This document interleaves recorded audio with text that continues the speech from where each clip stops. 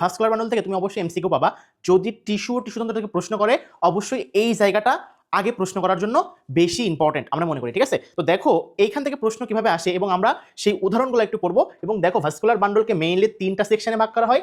একটা হচ্ছে আমাদের সংযুক্ত, অরিও, আর একটা হচ্ছে কেন্দ্রিক। ক্লিয়ার? তাহলে এবার আসো, এই যে সংযুক্ত, অরিও আর কেন্দ্রিক, এইগুলার আবার শ্রেণী বিভাগ আছে, ঠিক আছে। এর ভিতর থেকে একটু পড়ে রাখো আমাদের যে অরিও আছে, ঠিক আছে। এই অরিও সবসময় মনে রাখবা এটা হচ্ছে পুষ্পক উদ্ভিদের মূল, ঠিক আছে। এটা কি মনে রাখবা? পুষ্পক উদ্ভিদের মূল, পুষ্পক উদ্ভিদের মূল। তাহলে মূল মানে কি বলতো? মূল মানে হচ্ছে কি? অরিও। এতটুকু মনে রাখবো, মূল মানে কি? অরিও। এবার আসে বলছে এই যে সংযুক্তকে দুইটা ভাগে ভাগ করেছে, একটা হচ্ছে মুক্ত আর একটা হচ্ছে কি বলতো? বদ্ধ। আমরা অনেক সময় বলি না যে একবদ্ধ হয়ে বসবাস করে বা একবদ্ধ হয়ে মানে বাস করতেছে এভাবে। তাহলে এতটুকু মনে রাখবা, এই বদ্ধ, একবদ্ধ মানে এখানে দিবা হচ্ছে এক, ঠিক আছে। আর দেখো মুক্ত, দেখো দুইজন মুক্ত হয়ে গেছে, ঠিক আছে, এজন্য এখানে দিবা দুই। যদি একবীজপত্রীর কথা বলে, অর্থাৎ একবীজপত্রী কাণ্ডের কথা বলে, তাহলে মনে রাখবা যে বদ্ধ হবে। তাহলে একবীজপত্রী কাণ্ড, এক বীজপত্রী কাণ্ড যদি বলে, ঠিক আছে, একবীজপত্রী কাণ্ড যদি বলে তাহলে কোনটা হবে আমাদের? বদ্ধ। আর যদি বলে দ্বিবীজপত্রী উদ্ভিদের কাণ্ড, ঠিক আছে, যদি বলে দ্বিবীজপত্রী উদ্ভিদের কাণ্ড, ঠিক আছে, দ্বিবীজপত্রী উদ্ভিদের কাণ্ড, আমি সংক্ষেপে লিখলাম দ্বিবীজপত্রী উদ্ভিদের কাণ্ড বলে, তখন আমাদের কি হবে? মুক্ত। এর সাথে একটু পড়তে হবে নগ্নবীজী উদ্ভিদের কাণ্ড, ঠিক আছে। কি বলছি? প্লাস কি বলতো? নগ্নবীজী, প্লাস কি বলতো? নগ্নবীজী উদ্ভিদ, ঠিক আছে, উদ্ভিদের কাণ্ড, এটা পড়বা। এবং কুমড়া কাণ্ড ব্যতীত, এতটুকু আবার লিখে রাখবা যে কি বলছে? কুমড়া কাণ্ড ব্যতীত, ঠিক আছে। কুমড়া, তাহলে মুক্তর এখানে কি বলতো?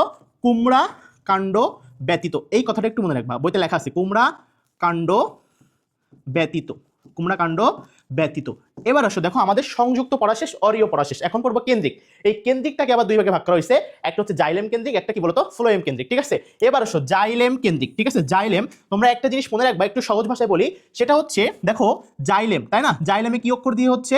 বর্গীয় জ। এই বর্গীয় জতে মনে রাখবা সেটা হচ্ছে জল। জল মানে কি? পানি। তাহলে দেখো পানি পরিবহনটা কোনটা করে? জাইলেম টিস্যু, ঠিক আছে। আর দেখো বলছে ফ্লোয়েম, কি বলছে? ফ্লোয়েম। তাহলে দেখো ফ্লোয়েমটা কি অক্ষর দিয়ে শুরু হচ্ছে? এফ। তাহলে এই এফ দিয়ে মনে রাখবা ফুড, এফ দিয়ে কি মনে রাখবা? ফুড। তাহলে দেখো খাদ্য পরিবহন করতেছে কি? ফ্লোয়েম। আর পানি পরিবহন করতেছে কোনটা? আমাদের জাইলেম। ক্লিয়ার? এবার আসো, এই যে জাইলেম কেন্দ্রিক বলছে, অনেক সময় ইংরেজিতে নাম আসে, সেটা হচ্ছে মনে রাখবা এই জাইলেম কেন্দ্রিকে ইংলিশে বলা হচ্ছে হাইড্রোসেন্ট্রিক। কি বলা হয়?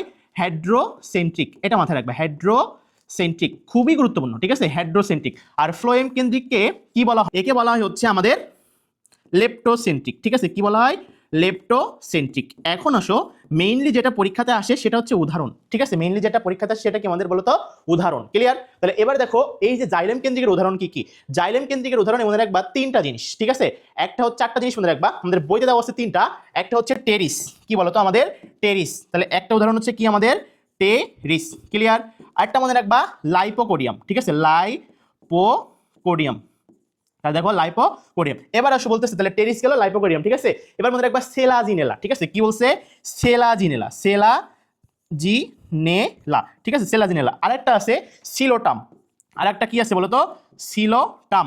তাহলে যদি আমাদেরকে জাইলেম কেন্দ্রিকের উদাহরণ বলে তাহলে আমরা 4টা মনে রাখবো, ঠিক আছে।